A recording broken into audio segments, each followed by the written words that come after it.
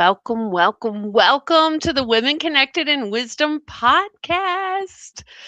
My guest today, y'all, is Lisa Woodruff. And let me tell you about her because we're starting the show a little bit different than usual today. Lisa Woodruff is the founder and CEO of Organize 365. Lisa and 87% of Americans believe that organization is a learnable skill. Yet less than 18% of those same Americans feel they are organized. As the host of the top rated Organized 365 podcast with 24 million downloads and counting, Lisa shares strategies for reducing the overwhelm, clearing the mental clutter, and living a productive and organized life. Welcome, welcome to the show, Lisa. Oh my goodness, thank you so much for having me. We are so glad you're here. For those of y'all that are going to be watching or listening live, Shannon is not able to be with us this week, and we're wishing her and her family well as she's dealing with some family things. And we didn't want to postpone this show, Lisa, because you have some really exciting things going on that we're going to talk about today. And we wanted to get you in here before July. So I want to tell our listeners about our definition that we're talking about today and then just jump right in. Does that work for you? Sounds great. All right. So, y'all, the definition of environmental wellness, according to Women Connected in Wisdom, is supporting your good health by occupying pleasant, stimulating environments that enhance well being. It promotes interaction with nature and also creating enjoyable personal environments both in and out of your workplace. This includes knowing the types of environments you thrive in and having an intentional relationship with these places, including the earth. So, Lisa, your work centers all around this. Will you Yeah. tell our listeners what you do and who you are? Yeah, sure. So my name's Lisa Woodruff. I'm from Cincinnati, Ohio. I have a company called Organize 365. And basically, I have been obsessed with households and families and how household environments function basically from birth. My dad was from a large Irish Catholic family, and I just loved all the complexities in the different houses they had.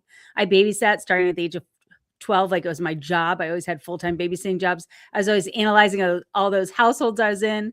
When I was babysitting, when I was in my 20s and I was teaching and couldn't get pregnant, I would organize all the teachers' cabinets and their closets and all their different rooms. Then we were blessed with adoption with 2 kids. I was blessed to be a stay-at-home mom, and we would have play dates in my house and other people's houses. And when I was at other people's houses, I would organize the toys. And then the moms would be like, how about if we have the play date in the kitchen? How about if we have the play date in the kids' bedrooms? And I just started organizing all the rooms of their houses. And then when my kids were middle school age, I was like, okay, I need to like sink my teeth into a career that I can do for the rest of my life. And I decided to start a blog about organizing. And that's when people told me I was a professional organizer. I didn't realize I was. And because I had a teaching background and I'd been in so many households, I realized that organization was a learnable skill. And through organizing houses in Cincinnati, I took those learnings and I put them into the podcast. And I love a podcast versus YouTube for learning organizing, because when you're listening to a podcast, you're thinking about your space when I'm talking. You're not looking at my space and evaluating your space versus my space.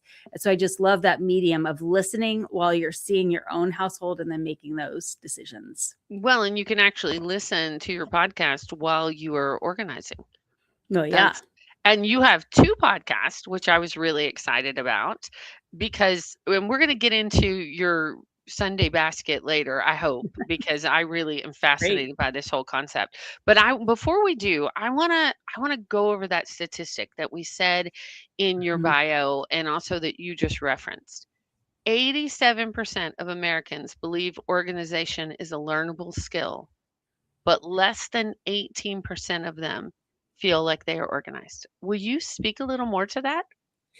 Yes. So as I turned 50, so when I turned 40, I started Organize 365, started in-home organizing. Then I started the podcast. Then I patented and started manufacturing products like the Sunday basket.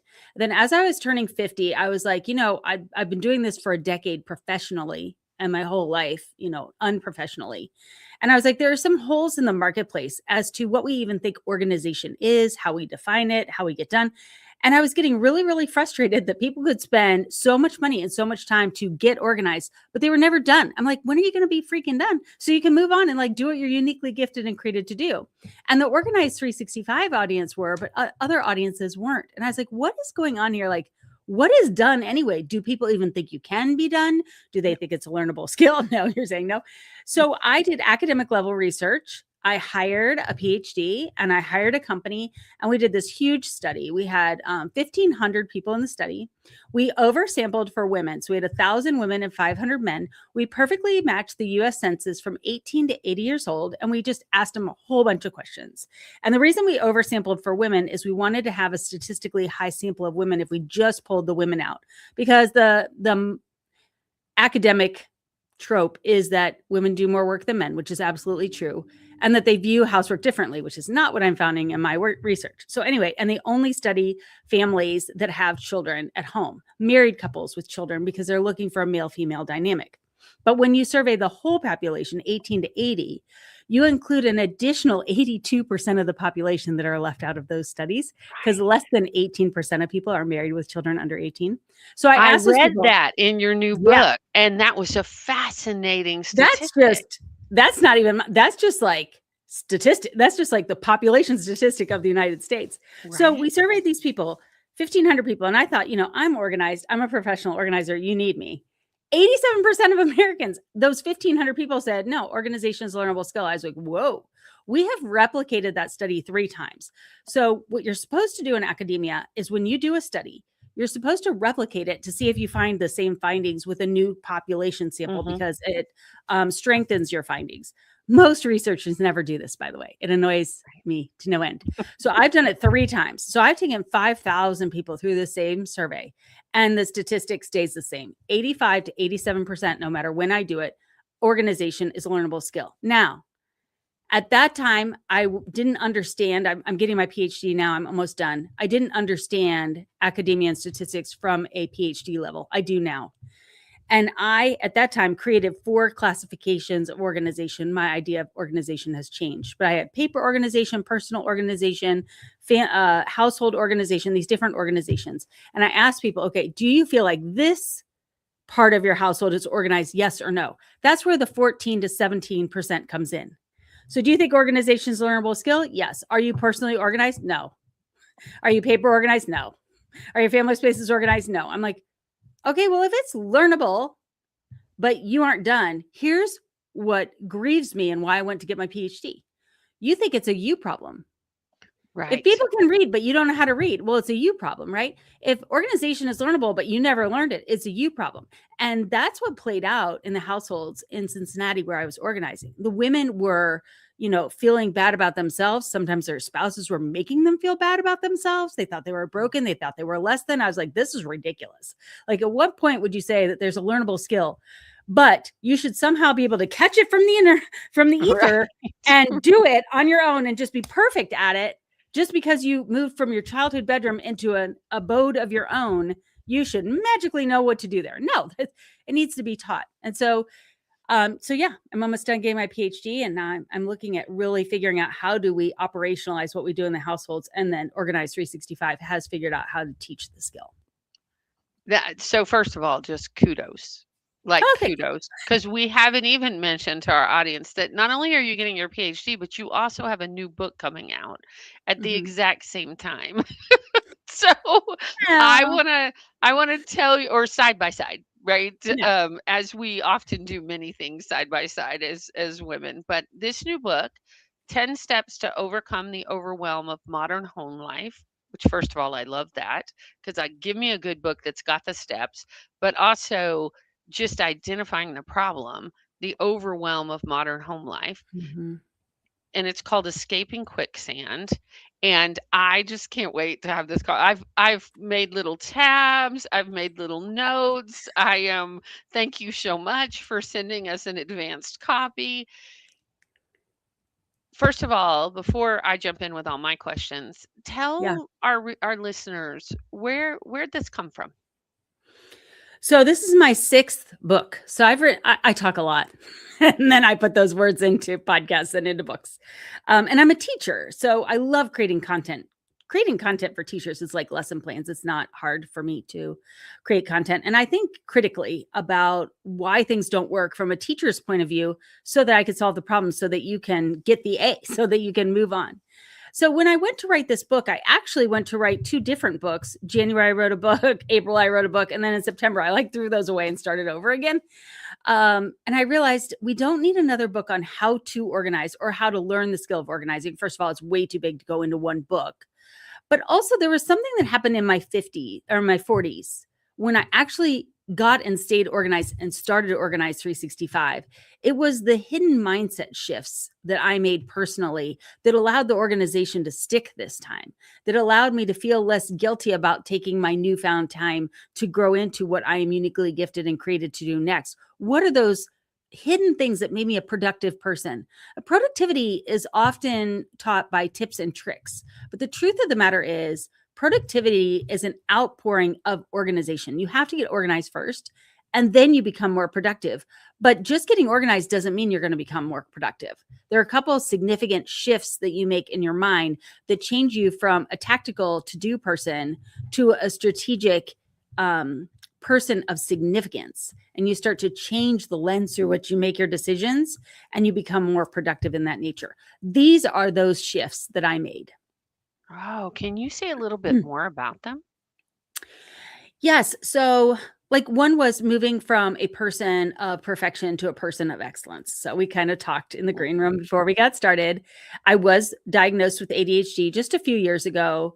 In high school, they did figure out that I had dyslexia because I could never get rid of this floating C. I had all these A's and B's and this floating C. And I always said I was dumb because I couldn't get straight A's. And that wasn't true. Like, I could talk and I understood everything that I was doing. I just couldn't put it into test form in order to do well. And so once my kids were born and I was a stay-at-home mom, which I had dreamt about being forever, and I had an early childhood degree, for crying out loud, like as a really good mom, I babysat for like 8 years. Like I was like ready for this, and I was doing really good at the momming thing.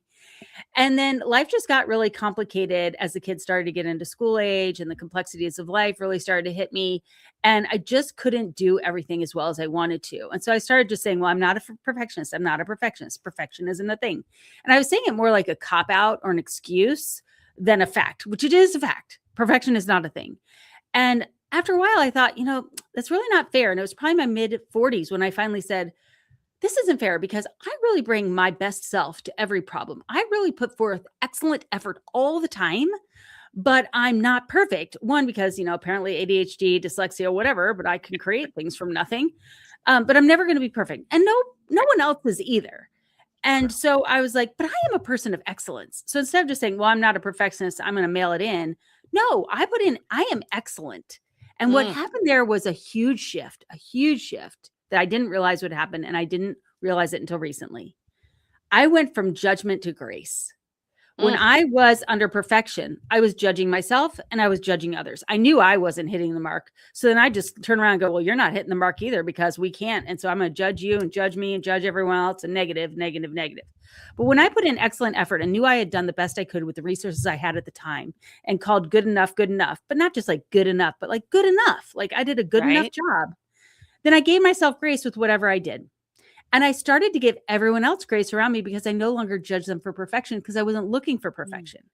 And it wasn't until really, really recently that I started to realize that I don't even take the judgment when it's given my way. So if you judge me for something, like you're still living under a perfectionistic ideal and you're like, oh, you missed a spot or whatever. I'm like, yeah, I did. Walk away. And it doesn't like wound me like it used to. Like even when I was first in excellent, I would have been like, oh, now I just say this is my thing. I'm rubber and you're glue. Whatever you say bounces off me back to you. Like, but that's how I literally, it's like I have this pink bubble around me. It's just like bing, bing. Like you can judge me all you want, but it doesn't hurt me. It's just going to bounce right back on you because that's what perfection does. It bounces right back on you. The judgment comes back to you. And so it's just so freeing to live in grace. It's so freeing. I love that. I love that for you, and I love that resource and that tip. Just that one, and I know it wasn't easy or little, but it is a shift. So a shift from perfectionism to excellence. I love that. I love that. In your book, You give us, well, first of all, I just have to say, when I was reading and I came to the page that had a line in it that is probably written in our book too, because I Oh, read it and my whole body just was like, ah, soul sister. You must take care of yourself so you can take care of others, yes. right? That self care in order to thrive in community care. And first of all, I want to tell our listeners get buy the book. It's on pre-order, and we're going to talk more about that later. But I did feel a little called out, so I want to. And I've been working on organization. We have a lot of women connecting wisdom. We have Melody LeBaron, who is one of our organizers, who's come and talked on the show. And I've made some shifts, and I love your book because I feel like it's going to take me the rest of the way over the finish line, because of the way that you break it down. But you start off saying, take ownership of the minutes in your day, observe Mhm, them, analyze them, and then learn to manipulate them. mhm. Will you tell our listeners a little more about that? I love playing with time. I love playing with time. It's a little side hobby, and now I realize, wow, I talk about this a lot. Like I love thinking about we have 172 hours, 168 hours, I don't know, whatever in the week. Like we have a lot of hours in a week. When you think about that, and you work 40 hours a week, you're like, whoa, I have like three other jobs worth of hours. Yeah, like keep some of those for sleep. But yeah, we have a lot more time than we think. And so you could think about the big amount of times, or I like to think about 4 month chunks of time at a time, and we divide our years into three trimesters instead of quarters in households typically. But also, you can get down to the minutes. And it is amazing when you can take control of the minutes in your day, not in a controlling or obsessive or stressed out or anxiety producing way, but in a how can we stop the little tiny leaks of time and mostly frustration that comes from that build up to the point where when you have a true emergency and you need to have a bucket of time taken away, you're so depleted because you're so annoyed that you had to wait that morning for the water to heat up naked standing in front of the shower. So that's one of the I love stories I that tell in the story book. in your book. Yeah. And I'm just like, I realized I went through a whole day and I was like ticked off all day long. I got to the end of the day and I was like, wow, I was never mad at my husband or my kids. But boy, am I mad at the machines in my house and the water and the waiting. Like, and that is something we can control. So some stuff we can't control, and there's some stuff we can control. And when you really start looking at what can you control and how can you control it, so waiting for shower water to heat up, you cannot make a shower become hotter faster. Like that's not something in your control. But I also brush my teeth every single morning. So I was waiting for the shower water to get hot, washing my body, coming out, brushing my teeth. I was like, what if I turn on the shower water, go brush my teeth, and magically enough, the shower is usually hot enough by the time I come back after I brush my teeth. Another option would be if you have a spouse to have them shower first because then the water will be hotter. I don't like that option though, because then I'm not as much in control because I don't know how long his shower is going to be. And I really want to be the one that gets it first so that I know that I'm on schedule. Okay, I'm a little bit of a control freak. Not totally, but sometimes. It's good to know yourself, right? It's good to know. And when as I was reading it, I was thinking about it as like habit stacking. Like Yes, things we totally. do. And what I loved about your book is it wasn't like you're doing it wrong. It wasn't like you've got to change everything. Just kind of look at it and tweak it. Like Yep. just say, like just the paying attention and being very intentional with how you tweak it. And Mhm. your example of unloading the dishwasher while waiting on the coffee to brew, right? Because Yeah. I do that. I unload my dishwasher while I have something else that I'm waiting on. Mine's the tea kettle because I'm a tea drinker. But same thing is like I was paying attention to, okay, I could stand here, Yeah. or I could something that is important to me, which is resetting that system in the kitchen. Not Mhm. important to anybody else in my household, but it is important to me. I was Yep. like, I'll just take care of it, right? Yep. And so that was really good. Okay, so I'm gonna kind of pop around because That's I fine. I would love to go through all 10, but I don't. We're a 1 hour podcast, so this is the one I felt so called out on, and I want to have a conversation about this one. It was Okay. number 4. Okay. Acknowledge that Swiss cheese organizing does not work. Will you tell folks what you talk about? What is Swiss cheese organizing, and the antidote? Okay. So I am a teacher first. And the thing that I teach now is organizing. So the subject matter that a teacher teaches is always secondary to being able to teach. And what a good teacher does is they understand the subject matter that they are teaching, and then they understand the students that they are teaching to. So I'm teaching mostly adult women. Okay. Now, adult women, we need to talk a little more gently to each other, right? And to ourselves, because we're a little shell shocked and we're like living through a war. So I know that you are feeling already put upon and you are already judging yourself. I do not need to judge you. Do I know how to organize your house? Yes. Could I bring in a team and have it done in a week? Absolutely. I know how to do the skill. Learning the skill of organizing isn't about the outcome. It is about learning the skill of organizing. When you can organize a silverware drawer, you can organize a bathroom drawer. When you start looking at all your kitchen cabinets as little tiny closets, you'll be like, oh, that's the dishes closet. Oh, that's the breakfast closet. Instead of like, this is my kitchen. Like I try to, as a teacher, paint pictures and give you different definitions so that you look at your house differently. Because once you look at your house differently, then I can teach you. But while you are continuing to look at your house in one way, it's really hard for you to hear what I say because you're like, yeah, heard it. So I want to tell you, as your teacher, you do not have an effort problem. There's not a single woman in the world that has not put enough effort into getting her house organized. You have an order of operations problem. You're trying to divide and multiply before you learn to add and subtract. And you're not doing, you remember everything in the parentheses is done first before you add and all that. Like, so here's what we women, all of us are doing. This is why it's hilarious when you read it. You're like, dang it, how does she know? Because we all do this. Me too. Every single one of us. It's a Friday and you are going to take back your house. So first of all, everything with a heartbeat runs and hides. And then you're like, all right, we're going to take back our house. Now, if you have children, do you have children? You have children, right? But yours are grown. Okay, I should give an example that isn't with young children because our children are grown, Christine. So you're going to take back your house and you don't have children in the household. Okay, so you're coming in. And first thing you do is you clean and you organize the kitchen, and then you straighten up the family room, and then you touch on the garage because that's where you go through. You run some laundry through. You might pick up the living room and dining room. You're like, everything looks great. I'm done for the weekend. And you move on. And when you don't have children living at home, this will last for, a period of time. But if you're cohabitating with a spouse, not so long. When you organize the living spaces of your house first, the people would see when they come over. First of all, make sure people are coming over. No one comes to my house, so it doesn't matter. So if they're not coming, ignore that. But even if they are, they don't even notice. They get undone. They get undone quickly. What you should do first when you can stand it is to say, okay, I've got energy and I have time. All you need are energy and time. And then I want you to take that energy and time and I want you to divert it to a space that no one sees but you. And I would love for you to start in your closet, bathroom, and bedroom.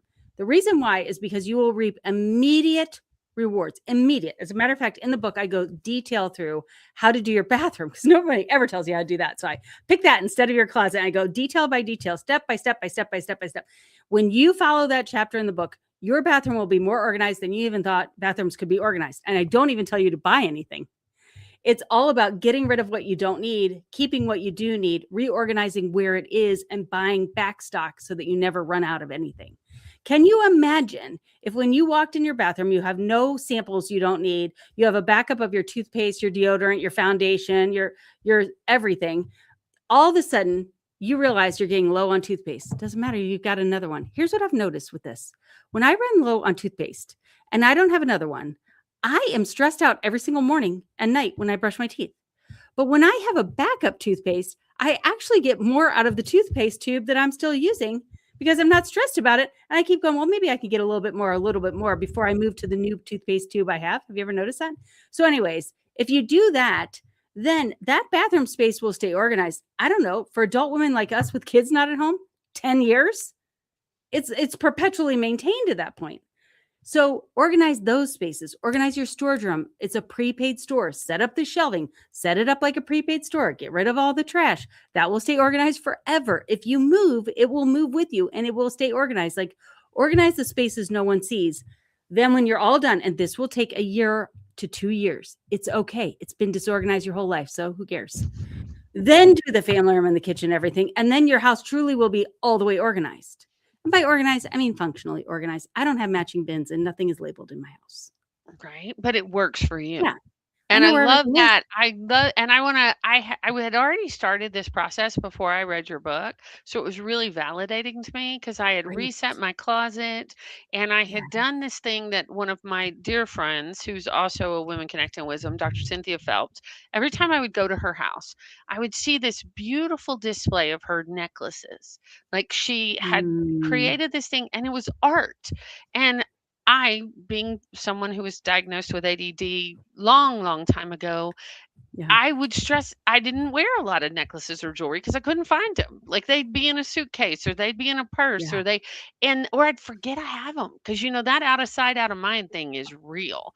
And Yes, it is. so one of the things I did for myself recently on her example is I just got these cute little hangers and I put them in my bathroom when I redid my bathroom and my closet, and I hung up all the ones I could find. I'm still in the process. You said a year to 2 years. Um, Yeah.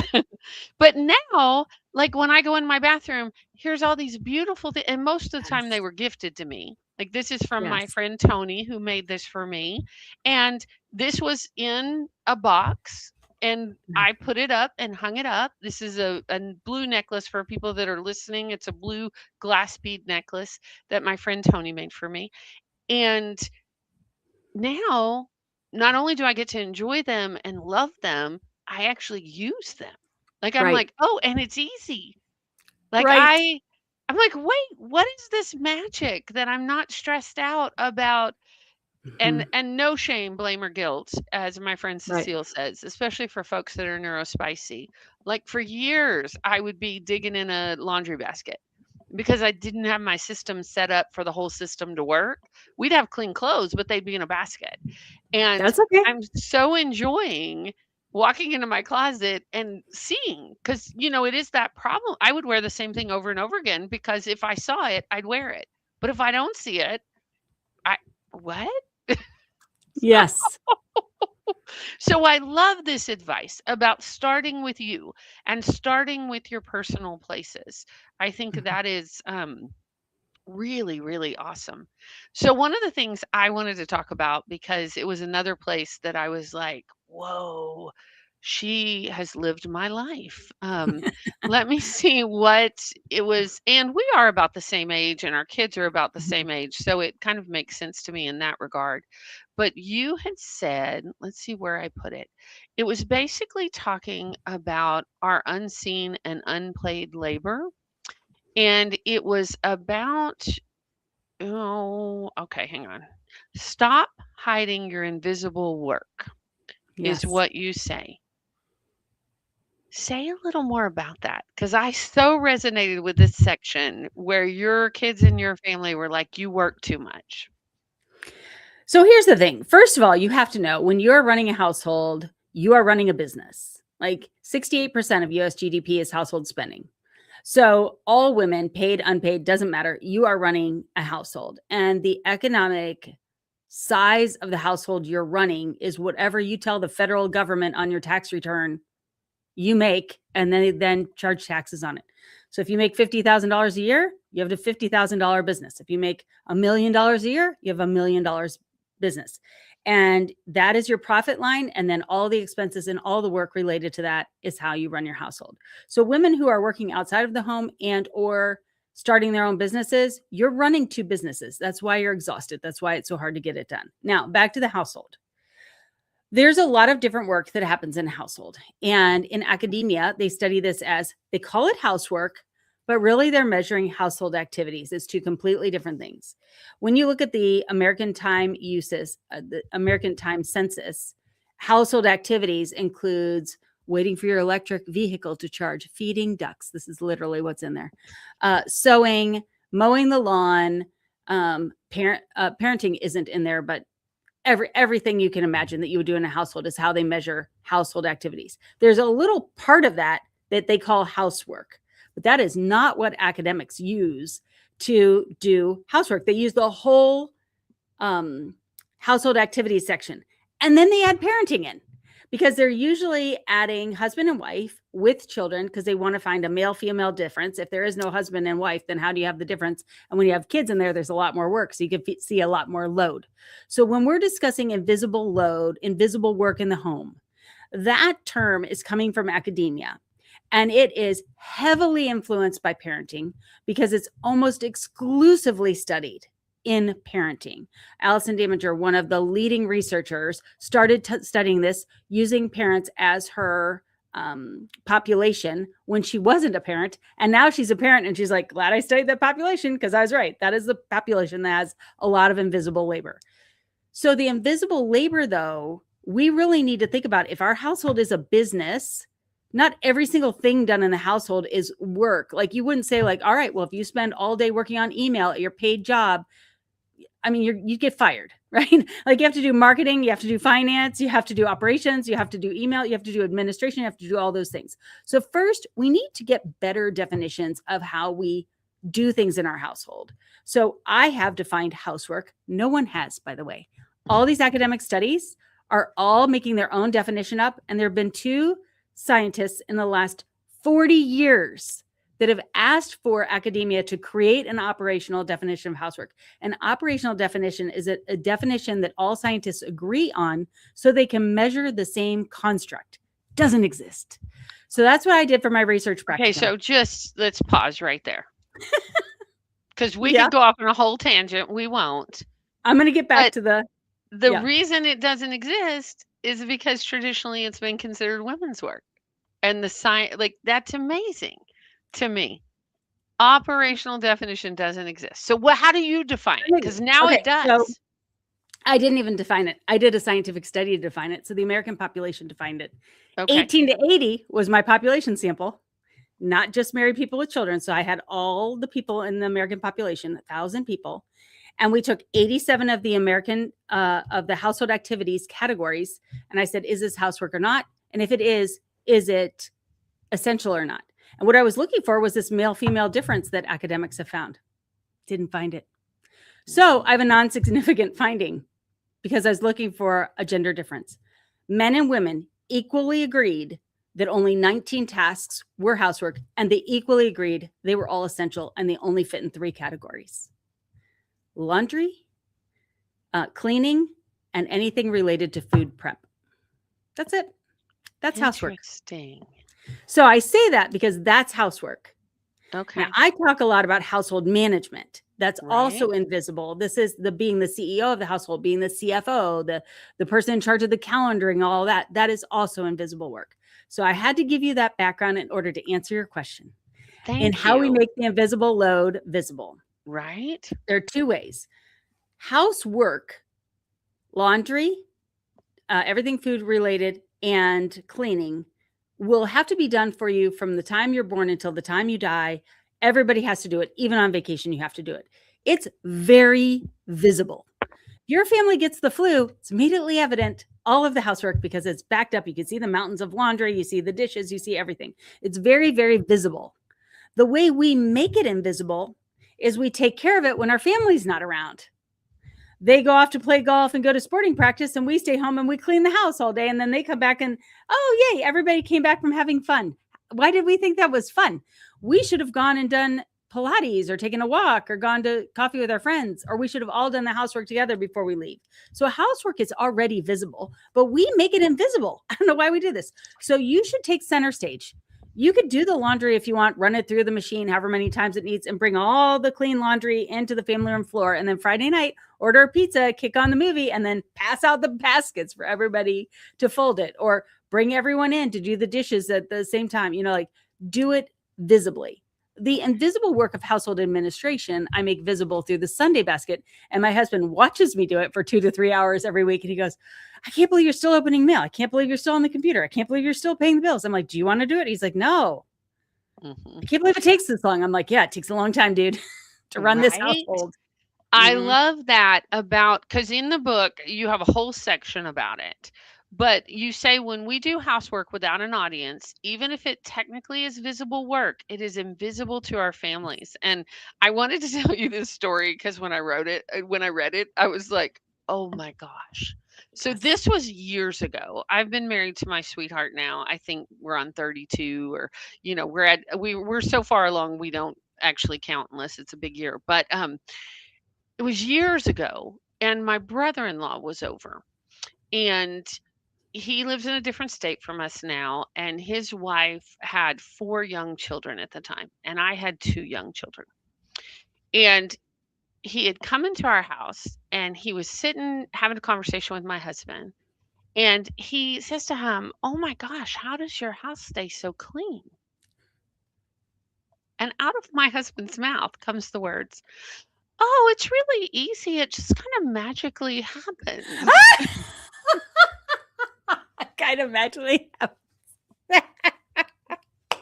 Because that's what we make them. Because he had How would they no think it happens? They've never clue. seen it. He had no clue how it magically like I I started making housework visible from that moment on because I was so floored that he thought it magic. I'm like, are there elves that I don't know about? Like, what is happening here?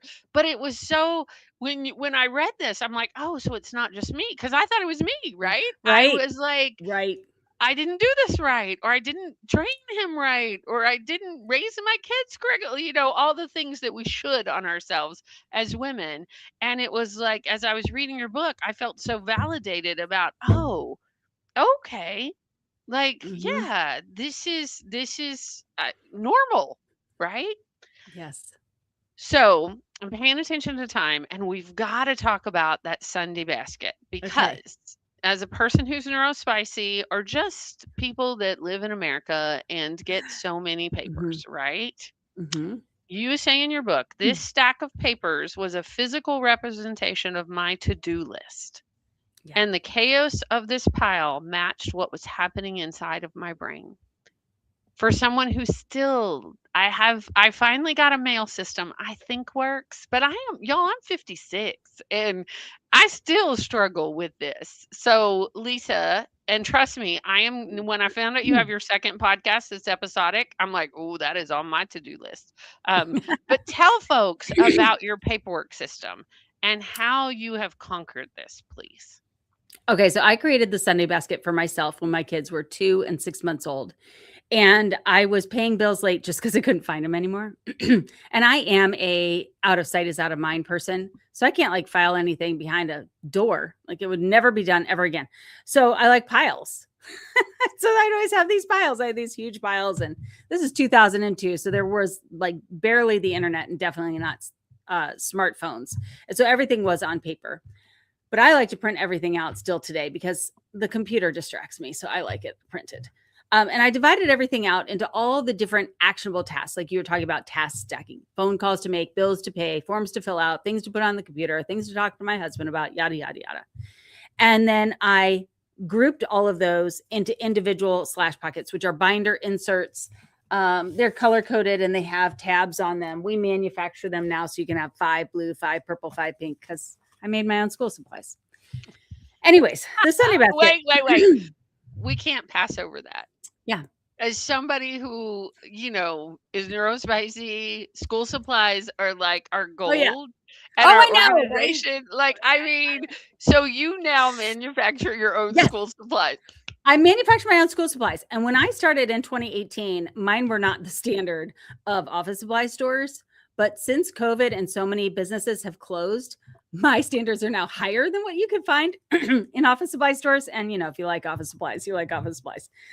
Right. So anyway, this Sunday basket. You are living the dream, Lisa. Yeah, Okay, back totally. to the I walk in Sunday my warehouse. I'm basket. like, I'll take more of these, please. But also to that point, if organization is a learnable skill, who's teaching it and where are the supplies we need? Because it's not bins. We need to be able to manage our paper. And by paper, I mean a couple of things. Yes, mail, forms, and bills, but also ideas and projects and things that are on our wish list for a future, but we don't have the time, money, and capacity right now for them, but we don't want to forget it. So, like kind of like Pinterest, but printed out because Pinterest just overwhelms me. So I needed to be able to visually see all the projects I had going on.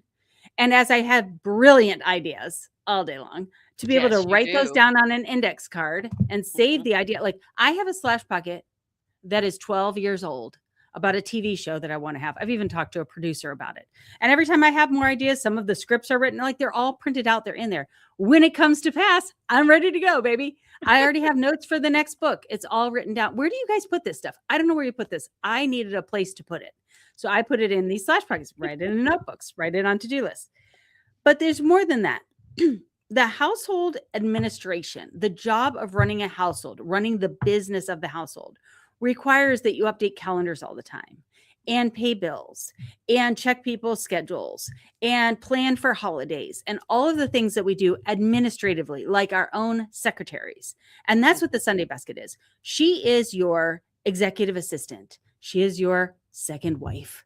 Like, you tell her something and she'll just hold on to it for you until Sunday. She'll be like, remember, you wanted to do this brilliant idea. Oh, that wasn't very good. I'll just recycle that. Or, yeah, that was a brilliant idea. I need to do that. And so her job is just hold every single thing that you don't want to or can't hold in your working memory anymore and remind you every Sunday, you have all these genius ideas. What would you like to do this week? What would you like to pull out of this box? Let's do all the things we have to do. And then let's get all the things that we want to do in the future. So my current dissertation is on executive functioning and specifically working memory and prospective memory. So prospective memory is the memory of remembering. I have to remember to get eggs on the way home.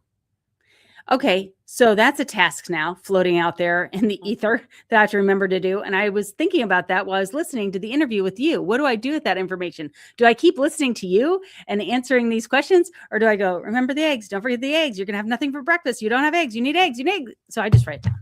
I just write it down. I get it out of my brain and I write it down. That's my solution for perspective memory.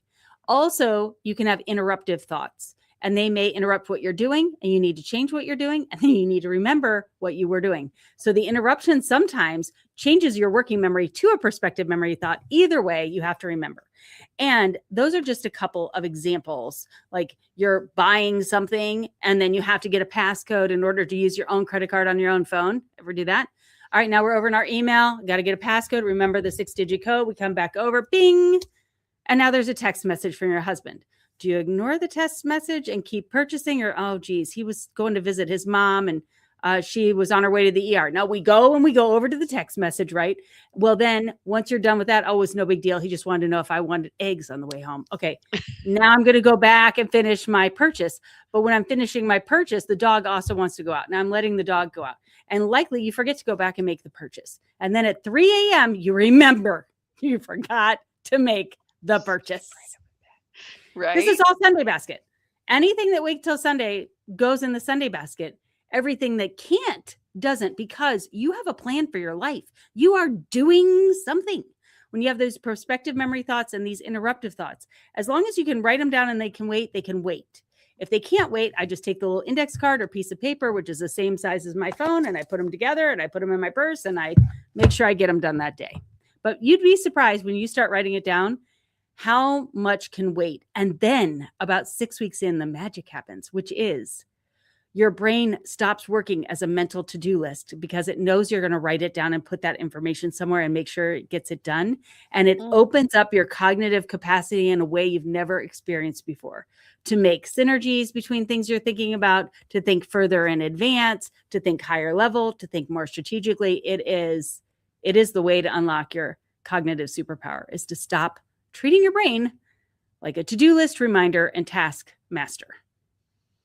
Oh my gosh. Okay, so you just said so many things, and I'm trying to think about what I want some practical here, because at Women Connect and Wisdom, we talk about authentic stories, which you have a beautiful one, and then the resources. Show me again what is it that you carry around with you? Like, I just saw a pad of paper I just in have a your little phone. notepad. I have these everywhere. I have little pads Okay. of paper, which of course I manufacture, but you don't need mine. I mean, you can get it. I started with index cards because I kept buying index cards as school supplies, and then the kids didn't use them, but they kept putting them on the list. So I had, like, I don't know, 1,000 index cards. I was like, well, I'll start using these. And that was genius. I went from to-do list to index cards, and it has been a game changer. But your pads of paper are like your index cards. So somebody could use an I tear index 'em apart. card. They could use the pads of paper. Okay, so I want to get in the weeds here because we're both neurospicy. Yep. So when you're running around, because I could totally see this working for me, but here's what I also would see happening. Me Okay. writing a note and tucking it Yep. in a coat pocket or leaving it Yep. in my Yep. car. Yep. What do you do with the Yep. notes? Okay. So I manufactured a little mini portfolio.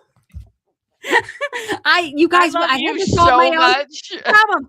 These things don't freaking exist. Okay. So you open it up. It's got two sides. One side is my personal, one side is my work. And Okay. so look at how many little individual cards are in here. And Right. then I just keep this in my purse. And then when I get home, I just take them out and I put them in the Sunday basket. So Okay. like in here, I have this because I want to order this. Like I want to order this Right. shirt. So I Right. have it in here with the coupon that goes with it. So it's right in here. And this is like what I carry around during the week.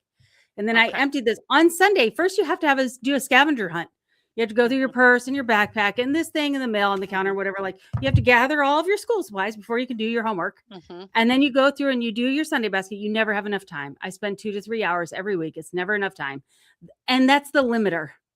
Like Mhm. you're never going if you keep trying to get your to-do list done or touching your mail only once or doing every 2 to 3 minute activity that you think of when you think of it instead of delaying it, you are never going to get off the hamster wheel. Mhm. Period. End of story. You must create limits. Like, okay, at 3 hours, I'm doing the administration for the work for the week. Everything else will have to wait until Sunday. And sometimes things won't get done, and that's good because you don't need to get it all done. There is no final exam.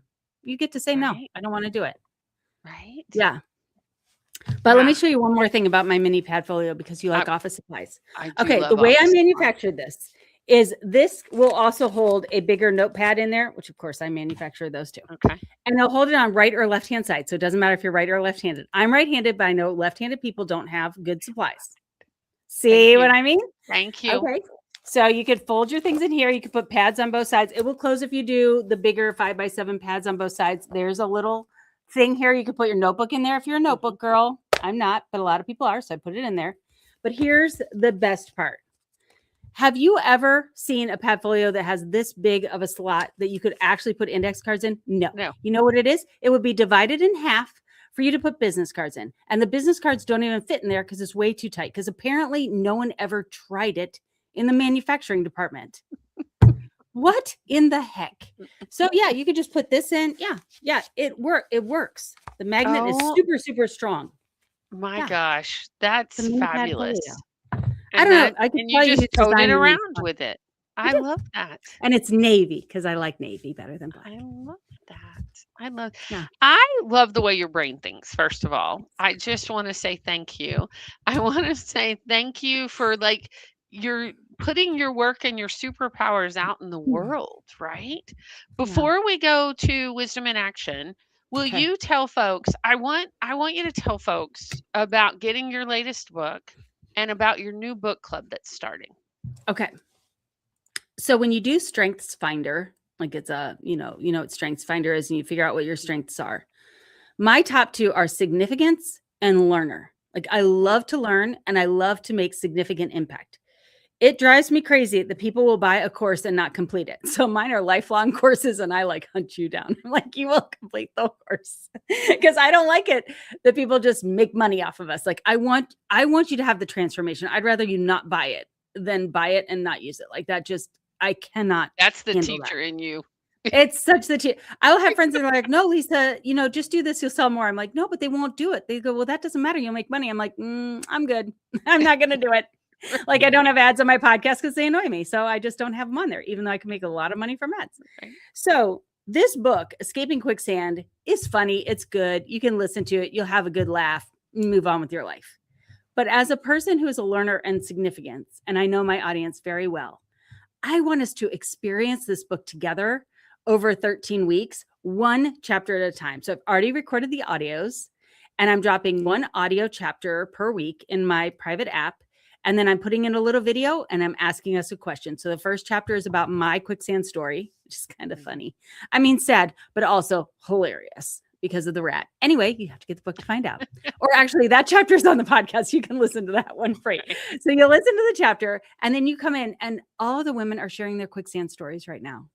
And some of them are really, really in the thick of it. and they feel Mhm. unseen, and they're like, I am going down, and the community is coming around them and going, we see you, and how can we support you, and you're going to make it through, and don't worry, I was where you are, and here's what I did, and would this be helpful if I did this? Like, it is truly a community. Can you imagine not just getting the audio of the book free, which you do before the pre-release, but the magic of the book club is we're doing it chapter by chapter. You only get one little chapter at a time, and then you're going to be thinking about this, marinating it. Will you implement every single chapter in real time? Probably not.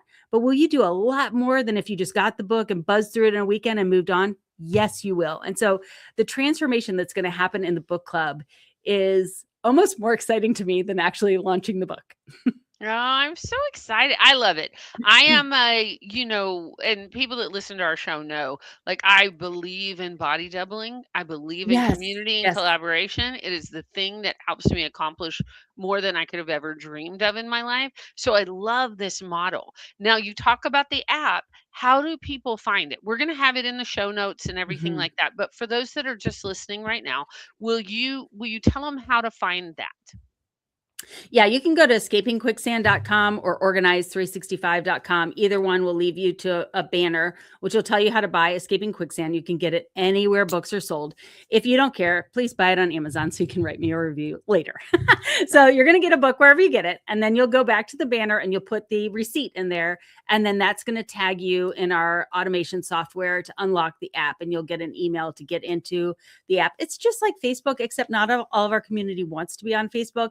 And I Mhm. want everybody to be able to participate, number one. And number two, I don't want you to share things that are vulnerable to you and then accidentally you didn't put it in the right group or you made it Mhm. unprivate. And now, Uncle Bob knows that Mhm. you don't change your bed sheets more than twice a year or something. You're like, oh my gosh, now this is going to be the topic of Thanksgiving dinner that I don't know.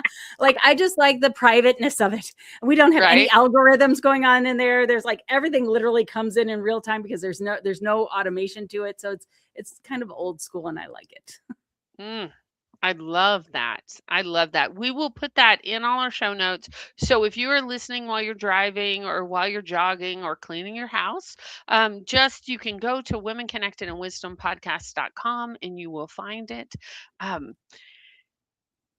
I wanted to say before we go to wisdom in action, Are we telling the because secret now? well, you know how they make fun of us, our generation, Generation X, about quicksand, because we were the generation that was taught to fear quicksand, right?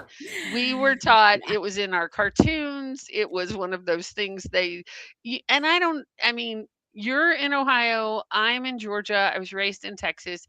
I've never really Yeah. experienced quicksand except for metaphorically. But just recently in Florida, there was a man that got stuck in quicksand for like 5 days. Like, he went missing on Valentine's Day, and then they found him 5 days later. He's okay, he's gonna live, but he got stuck up to his shoulders in quicksand. And I I have to go just look was this up because I didn't even hear this. I was like, what are you talking about? not funny, but I was like, "Oh, all those things that they warned us about could possibly happen if you lived in Florida." So There are unusual things that happen in Florida. I mean, like there are really big bugs down there too. Like, right, great and place to visit. iguanas and big snakes, all the Yeah. things. But I just had to tell you about that because when I read the story, I was like, I can't believe we're about to have Escaping Quicksand on our show at the same time. This comes. Oh my. So, Lisa, every week we do a wisdom in action. And this is where we take our conversation.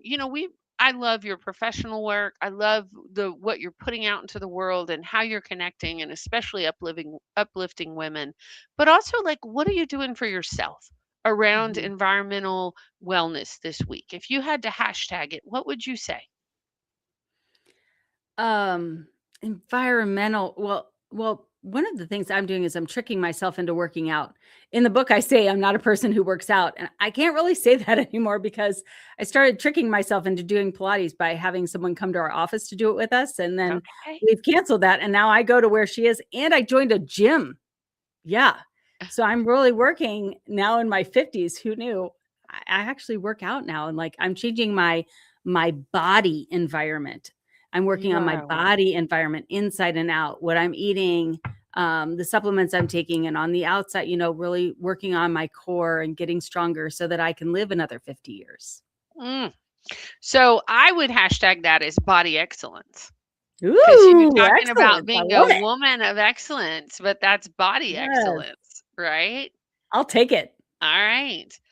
I was thinking about when you were talking about grace over judgment. Like, I Mhm. really love that because I think that we're taught to judge ourselves a lot and to be not as kind to ourselves. Like I know I've been undoing this for years, right? And when you said earlier about invite somebody over, that really is my ADHD trick to having a household that functions. Is I mean and I didn't realize how much of a trick that was for me until the pandemic happened and people quit coming over and my systems were like, wait a second, right? If Right. I'm not having company, I forget to schedule the carpet cleaner. So like it was really fascinating that time Yeah. to witness what was happening.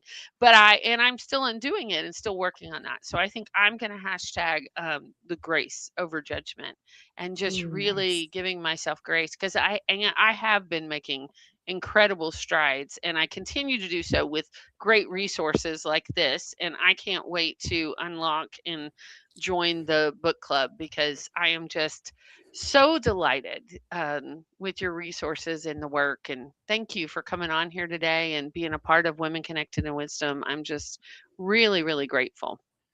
Thank you. This has been amazing. Well, before you go, because I know we've done the show totally different, usually I would pop you in the green room, but since you're my co host and my guest today, I just want to give a shout out to our listeners and anybody who is thinking about joining us for our Women Connected in Wisdom Cohort 3 book that is Stories and Resources Rooted in the Eight Dimensions of Wellness. We have another class coming up on March the 18th. It's a Zoom call about why become a Women Connected in Wisdom author and what we offer and the community and the cohort and the things that you do. So that'll be in the show notes if you want to find us. We'd love for you to join us. It's an incredible cohort that's coming together. And we will be back next week for episode 221. And what episode number are you on, Lisa? Oh, I don't even know. A lot of them aren't numbered. Okay. I think we're in the A lot. 900s or something. That is ridiculously awesome. I can't wait to dive into all of them. But in the meantime, y'all, be well, be wise, and be whole. And we'll see you next week.